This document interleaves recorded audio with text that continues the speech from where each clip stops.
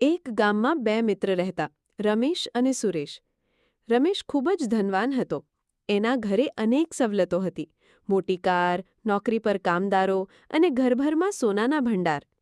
બીજી તરફ સુરેશ એક સામાન્ય ખેડૂત હતો.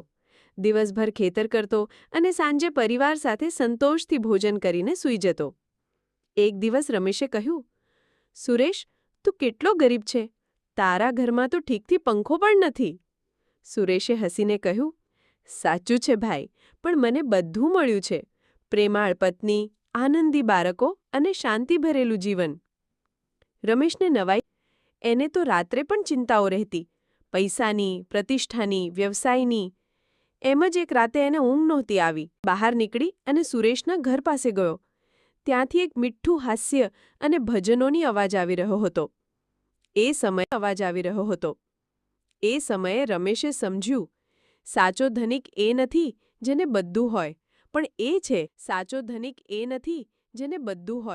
પણ એ છે જે થોડી વસ્તુઓમાં પણ સંતોષ અને શાંતિ મેળવે.